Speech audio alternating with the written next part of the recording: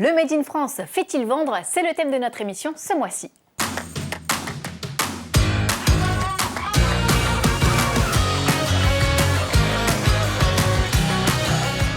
Bonjour à tous et bienvenue dans Business Woman. Le Made in France fait-il vendre? C'est la question que nous nous sommes posée ce mois-ci. Pour en discuter, je reçois sur ce plateau Lucie Lheureux, la fondatrice de Joey. Bonjour Lucie. Bonjour. Et à vos côtés Clémence Wurtz, la fondatrice de Flair. Bonjour. Bonjour Clémence. Alors peut-être que nos spectateurs ne vous connaissent pas, je vous propose une petite bio éclair. On a fait un détour par leur page Insta, on regarde ça tout de suite. Consommer autrement, consommer transparent, tel est le mantra de Lucie Lheureux. En 2015, cette passionnée de mode décide de proposer une alternative à la mode actuelle et donne naissance à Joey, une collection de vêtements à destination des tout-petits. La philosophie de Lucie, créer des produits de haute qualité et assurer une production raisonnée, éthique, basée sur un artisanat exigeant. Pour ce faire, l'entrepreneur crée son propre label, Made in Savoir-faire, qui s'engage à aller chercher le meilleur là où il est. Après tout, qui ne veut pas l'excellence pour ses enfants? Alors dites-moi Lucie, est-ce que j'ai tout bon? Ah oui, tout bon. Je vois que vous n'êtes pas venue les mains vides. Ouais, exactement. On a amené la dernière petite innovation de chez Joey. Donc ça, c'est des maillots de bain. C'est nouveau, avant vous ne faisiez pas de maillot de bain. Tout à fait, c'est la première fois qu'on sort des maillots de bain. Et du coup, ça vient compléter un peu notre gamme d'essentiels été. La particularité de ces maillots de bain, un peu comme tous nos produits, c'est qu'il y a un petit plus ingénieux qui va, je l'espère, faciliter la vie des parents. Ici, à savoir, c'est une couche intégrée. Donc en fait, plus besoin de mettre une couche spéciale eau en dessous du maillot de bain et d'avoir le paquet pendant toutes les vacances avec nous. Il y a évidemment un impact écologique et puis une praticité dans l'usage. Ingénieux et esthétique. Voilà. Clémence, on passe à votre bio Instagram? Avec plaisir. Allez, c'est parti. Octobre 2017, Clémence Wurtz, alors âgée de 27 ans, lance sa marque de body prêt-à-porter Flair. L'idée lui vient après un passage éclair par Hubert. À force de travail, cette passionnée d'entrepreneuriat décide de mettre son énergie au service de sa propre boîte. Tandis qu'elle prend des cours de couture, Flair s'impose comme une évidence. En anglais, Flair signifie style et élégance, deux adjectifs parfaitement adaptés aux créations de cette businesswoman qui sont une ode à la féminité. Troyes, sa ville d'origine, devient le berceau de ses modèles inspirés puisque c'est là que se trouvent les ateliers. De la fabrication du tissu aux étiquettes, en passant par le tricot et le packaging, tout est fait sur place. Des vêtements aux lignes impeccables qui laissent le corps libre selon la jeune femme. Alors Clémence, je vois que vous portez un magnifique body. Tout à fait, je brille de mille feux.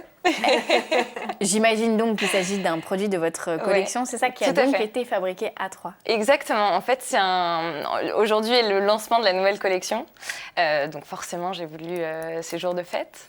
Et donc oui, il est fait à Troyes, donc la ville dont je suis originaire et qui est un bastion en fait historique du textile français. C'est aussi la ville d'origine de Petit Bateau qui a inventé donc le body. Le body vient donc de Troyes et donc la boucle est bouclée. La boucle est bouclée. Alors, vous défendez le Made in Savoir-faire, vous faites du Made in France. On en parle tout de suite dans le débat du jour. Vous, Clémence, vous faites du Made in France, mais vous, Lucie, vous n'en faites pas puisque vous vous êtes confrontée aux difficultés du Made in France. Ouais. Qu'est-ce qui est difficile aujourd'hui quand on souhaite faire du Made in France, quand on se lance dans le textile ? Alors, je ne sais pas aujourd'hui, parce qu'en année textile, 3 ans, c'est beaucoup. Joey est née il y a presque 3 ans. Mais à l'origine, quand moi, j'ai cherché un atelier de production, j'ai voulu aussi retourner dans le bastion du body, puisque j'ai commencé avec ce produit-là. Et donc, c'était Troyes. On partage d'ailleurs la même usine de production, on vient de le découvrir. Mais je me suis confrontée à des soucis en termes de personnalisation de mes produits, puisque en France, tous les process sont extrêmement coûteux. Donc, dès qu'il y a une personnalisation, par exemple, de la couleur, des matières, etc., les machines qui sont utilisées pour donner cette couleur aux matières, par exemple, nécessitent énormément de temps et d'argent, ce qui ajoute énormément au prix de revient du produit. On a évidemment aussi la main-d'œuvre qui est élevée, les charges sociales qui sont extrêmement élevées pour l'entreprise. Et donc tout ça vient à constituer en fait des freins pour l'entrepreneur qu'en tout cas moi j'étais. et que je suis encore. Donc on parle de très petites séries, de très petites quantités, et c'est très difficile pour eux de mobiliser une équipe et des personnes pour des petites productions, des petites quantités. Donc le coût final, pour moi en tout cas, a été beaucoup trop élevé. Mais à l'origine, vous vouliez faire du Made in France, vous faites du Made in France. Pourquoi tout le monde veut faire du Made in France? Quel est l'atout d'une production française? Je pense qu'on est aussi une génération où on commence à être de plus en plus sensible à la provenance de nos produits, pour des raisons écologiques, mais pas que, pour des raisons sociales aussi. On se rend compte un peu de certaines conditions de travail dans certains pays qui, aujourd'hui, nous choquent. Et je pense qu'on a envie aussi de remettre un peu de valeur au milieu de tout ce qu'on fait et de se dire... C'est très bien, j'ai envie de créer ma marque, mais j'ai aussi envie qu'elle soit au service de quelque chose d'un peu plus grand derrière. En tout cas, moi, ça a été cette démarche-là. Et le côté plus pratique aussi, qui est le côté proximité, et qui m'a permis, moi, au début, qui ne venais pas du tout de ce milieu-là, d'être tous les jours à mon atelier, de suivre ma modéliste d'hyper près, de gagner vachement en compétences, en fait, dans ce domaine-là, et de pouvoir suivre la production, aller la chercher dès que les produits sont prêts. Si jamais il y a un problème de qualité, on peut le rendre tout de suite, le récupérer le lendemain. Donc c'était vraiment un avantage global, en fait. Il y a aussi un côté, entre guillemets, un peu marketing, puisque comme les gens font de plus en plus attention à ce qu'ils vont consommer, d'où ça vient, etc., je pense que ça peut être aussi un argument de vente, dans la limite, évidemment, du prix. Je voulais rebondir sur l'envie de faire du Made in France. Moi, j'ai jamais eu envie de faire du Made in France. J'ai eu envie de travailler dans la maîtrise. Et la seule manière de faire ça, c'est de pouvoir, comme tu le disais, avoir une proximité avec les gens qui travaillent avec nous, qui deviennent de vrais collègues. Tu le disais, la modéliste, les chefs d'atelier, ce sont eux qui vont nous donner notre chance et qui vont faire que l'aventure de production se passe plus ou moins bien. Donc, moi, en tout cas, mon envie de départ, c'était vraiment de pouvoir avoir une proximité avec l'atelier, parce que j'avais envie de vérifier la qualité, de suivre tous les process, aussi pour apprendre, parce que je n'étais pas non plus de ce milieu-là. Après, le Made in France en tant que tel, pour moi, n'est pas une garantie de meilleure qualité. Pas du tout. C'est la pas preuve avec la création. Tu vois, tu oui. parlais du consommateur. Moi, je pense qu'aujourd'hui, un consommateur ne peut pas savoir si derrière l'étiquette de son produit où il y a écrit Made in France, c'est écrit très bonne qualité qui va durer dans le temps. Et alors, qu'est-ce qui compte pour le consommateur aujourd'hui? Je pense que ça compte pour lui de voir écrit Made in France, mais je pense qu'il n'a pas la totalité des informations. Et que quelle information ce besoin de transparence que tu mentionnais est extrêmement important, et je pense qu'on tend aujourd'hui vers ça. Moi, je souhaite vraiment que les gens aillent plus loin dans leur démarche. Le consommer local, c'est extrêmement important, c'est très bien, mais parfois il faut aller derrière l'étiquette et il faut essayer de creuser sur qu'est-ce que ça veut dire ce label pour ce produit, quelle est la démarche de l'entreprise, qu'est-ce qui est fait dans ce sens par l'entreprise, par l'entrepreneur. Il y a un vrai travail de pédagogie, en fait. Oui, tout à fait. Mais au-delà de la pédagogie, c'est un vrai travail de restitution. Parce qu'aujourd'hui, il faut que la promesse, à travers nos produits, elle soit réelle et elle soit vraie. En tout cas, je pense que c'est ce qui nous anime, c'est d'apporter quelque chose de vrai. Et donc, tout ça, il faut l'expliquer. Le Made in France, juste, ne suffit pas, en fait. Est-ce que l'État a un rôle à jouer dans cette histoire? Oui. Ah, mais c'est sûr. Rien que de souligner le fait que en fait, le label Made in France soit hyper opaque, ça veut tout dire. Parce que finalement, ça n'encourage pas vraiment à vraiment faire du Made in France au sens où nous, on l'entend, c'est-à-dire 100%, en fait, que la confection soit faite en France, parce que c'est vraiment la plus grosse partie du job. Et oui, je pense qu'il faut redorer un peu les lettres de ce label-là, en fait, qui veut finalement rien dire en soi. C'est ça. C'est plus compliqué de trouver des fonds quand on fait du Made in France aujourd'hui? Je ne crois pas, moi. Je crois justement que par rapport à cette mouvance qui est voilà, cette proposition du Made in France, toutes ces startups qui se créent dans le textile notamment, l'État encourage ça, et je pense que c'est des démarches qui sont très bien vues par les financeurs, quels qu'ils soient.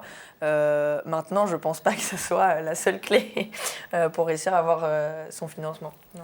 Et alors, vous, Lucie, pour avoir créé votre label Made in Savoir-faire, c'est vous qui l'avez créé, déposé. Oui. Quels sont vos critères? Comment vous avez choisi vos partenaires, justement? Où est-ce que vous travaillez? Comment vous communiquez sur cette transparence?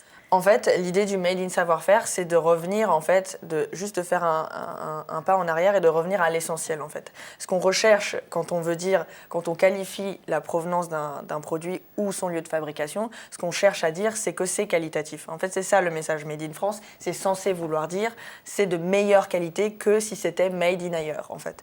Et l'idée, c'est que tout ça, ça repose dans un savoir-faire, en fait. Il n'y a pas de bon ou de mauvais pays dans la production. Je parle du textile, mais ça s'applique à tous les domaines. Ce qui est important, c'est de voir si l'entreprise avec laquelle on travaille est compétente par rapport aux critères que nous, on veut apporter à nos produits. Donc, c'est plus global, en fait. C'est vraiment aller chercher le savoir-faire là où il est. Dans ce cas-là, par exemple, mon fabricant de maillot de bain ne va pas être le même que mon fabricant de body, puisque, évidemment, c'est un savoir-faire complètement différent. Donc, je souhaite rester dans une production européenne parce que c'est important pour moi de me déplacer, comme je le disais, et de pouvoir être au plus près de la prod. Maintenant, voilà, il n'y a pas de bon ou de mauvais pays pour la production. Nous, aujourd'hui, 99% de notre production est faite au Portugal. Il y a 1% parce qu'il y a un produit qui est fait en France. Mais effectivement, ils ont un très haut savoir-faire dans la puériculture.